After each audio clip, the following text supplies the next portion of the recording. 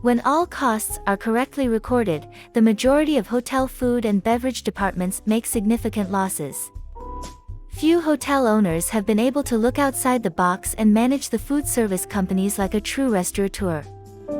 Hoteliers frequently view food service as an amenity, a necessary evil that must be given to customers to remain competitive. Food and beverage costs in a hotel typically range from 78% to 90% on a departmental basis, translating to a 10% to 22% profit margin. The cost of the food and beverages that are actually sold, as well as salary and wages, operating supplies, uniforms, and laundry, are all included in the costs assigned to the food and beverage department. There are numerous other costs that are not taken into account when determining the food and beverage department's profit, including general and administrative, sales and marketing, heat, light and power costs, repairs and maintenance, management fees, property taxes, insurance, and rent. It becomes clear why hotels typically run their food and beverage operations at a loss when these additional costs are subtracted from the narrow departmental profit margins. The natural question to ask is how freestanding restaurants earn money when hotels often struggle to break even after performing this straightforward financial analysis. For the benefit of hotel owners everywhere, let me point out a few obvious reasons why a full-service hotel will almost certainly never turn a profit on par with a comparable restaurant. For instance, hotel restaurants must be open during times when they are not profitable. Breakfast has always been a significant money loser. When was the last time you noticed a 3-star restaurant serving breakfast? Breakfast might have slightly cheaper food costs, but labor costs are comparable to those at other mealtimes, and other costs are roughly the same. The issue is that hotel restaurants are unable to make the same amount of money per cover or meal for morning as they can for lunch or evening.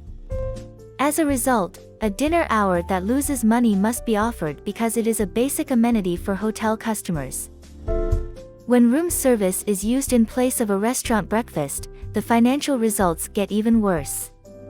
Delivering and picking up meals from hotel rooms requires a staggering amount of additional labor, which makes the business incredibly unprofitable. Buffets, vending machines, in-room coffee and juice, and other options can all help to cut down on the morning money loss.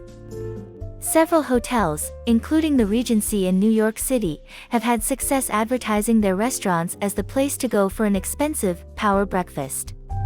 The dining facilities at many hotels were not intended to be the focal point.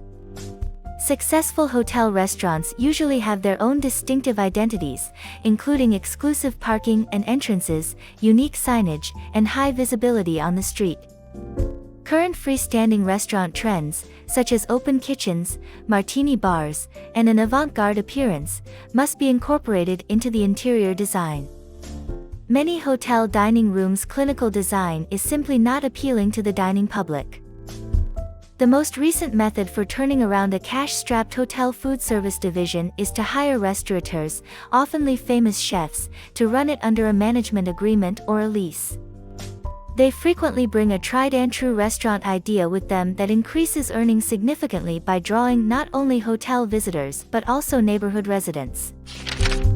Restaurant owners typically take a more entrepreneurial approach to running their businesses and appear to be more concerned with cost control than hoteliers.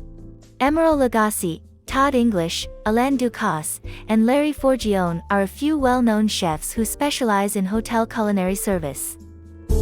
Some hotels have chosen to implement a brand-name restaurant concept in addition to having a successful relationship with a well-known chef. When Hilton joined together with Trader Vic's, a restaurant with a Polynesian flair, 40 years ago, they recognized this potential. Hotels these days have ties to Ruth's Chris, Wolfgang Puck, TGI Fridays, Pizza Hut, Starbucks, and even McDonald's. As a result of the limited service industry's fierce rivalry, full-service hotels must now stand out from the crowd by providing dining options that can compete with the best restaurants in the city. The food and beverage departmental profits of hotels that effectively apply this plan will improve, and there will probably be an increase in room prices and occupancy as well. Thank you for tuning into Hospitality Island and exploring the world of hotel revenue strategies, specifically focusing on how can hotels generate profit from food and beverage. Your interest and support mean the world to us. We hope you found this video insightful and valuable for your hospitality journey. If you enjoyed our content and would like to stay updated with the latest in the hospitality industry, please consider liking, subscribing, and sharing. Your engagement drives us to continue delivering high-quality content. Stay tuned for more exciting insights and discussions on Hospitality Island. Thank you for being a part of our community, and we look forward to sharing more with you soon.